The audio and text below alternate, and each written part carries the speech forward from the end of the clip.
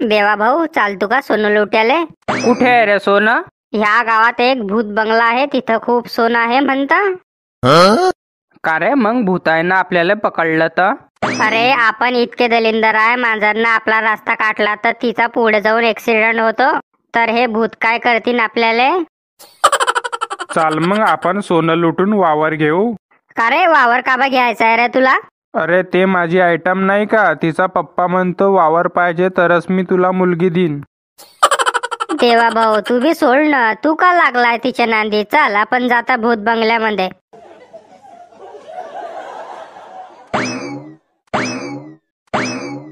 देवा भाऊ, ह्या भोकातून जाणं पडीन का आपल्याला?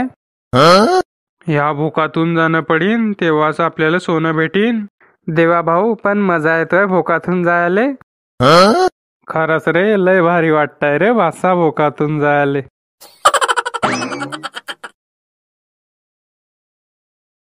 देवा भाऊ, काय झालं रे? माझी फाटते आहे. टेन्शन न घेऊ, मी ना सोबत सुईनं धागा आणलाय. वरती तर बघ किती वटवागिनी फिरताय. आता वट वाघीन फिरे की काय पण फिरे, देवा येथून सोनं नीन, 2 एकर वावर घेईन आणि आयटमशी लग्न करीन. देवा भाऊ, इथं पण भोक आहे. आज दिवसभर नुसते भोकच दिसताय. चाल ना, भोकातून जाशील तर खजाना भेटेन.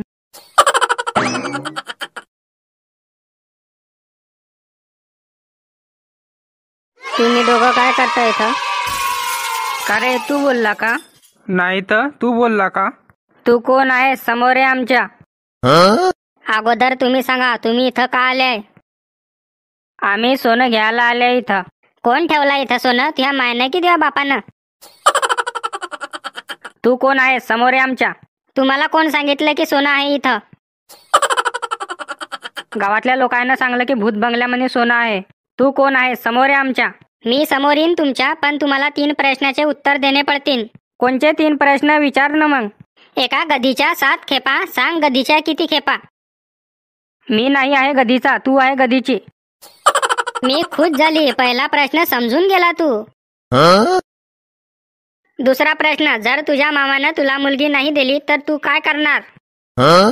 मामानं मुलगी नाही दिली तर मी माझ्या आईचा शेतामध्ये हिस्सा मागणार. वा देवा वा, हुशार आहेस. आता तिसऱ्या प्रश्नाचं उत्तर दे. मामानं जर तुला मुलगी दिली तर त्याच्यानंतर काय करणार? मामाला माझ्या आईचा पण हिस्सा मागणार आणि माझ्या बायकोचा पण हिस्सा मागणार. हुशार आहेस तू. तिघी प्रश्नाचे उत्तर दिले. मी तुझ्या समोर येते.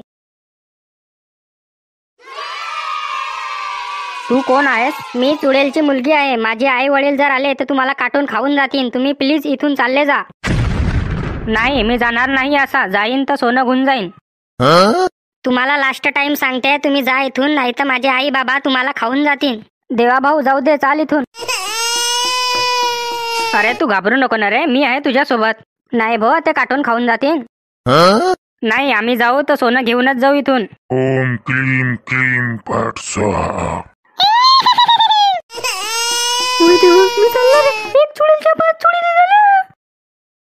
आता पण वेळ आहे तुला, तू चालला जा इथून. आता पण वेळ आहे तुला, तू चालला जा इथून. नाही, मी जाईन तर सोनंच घेऊन जाईन. मी तुझा आत्मविश्वास बघून खुश झाले. तुला जर सोनं पाहिजे तर माझ्या जवळ येणं पडेल. नाही नाही देवा भाऊ, जाऊ नको. ह्याची काही चाल आहे बरं हे. जाऊ दे ना, पहिल्यांदा कोणी मुलगी मला जवळ बोलवते आहे. अरे हे मुलगी नाही, चुडेल आहे. चुडेल पण चालते मला. ओम क्लीम फट स्वाहा. देवा कुठे गेला? देवा कुठे गेला? देवा पोहोचला यमलोक मध्ये. तुला पण जायचं आहे का? नाही, मी चाललो.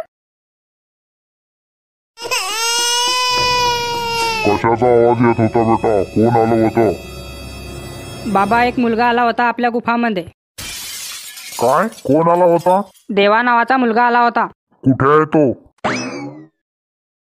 हा मुलगा आहे बाबा तो. अरे तू त्या शांतारामचा पोर आहे की? हाव, तुम्हाला कसं का माहित? तू का आला होता इथं? मी इथं सोनं घ्यायला आला होता. बेटा जाय तू इथून. तुम्ही कोण आहे? बेटा मी तुझ्या बाबाचा मित्र आहे. मग तुम्ही इथं काय करताय?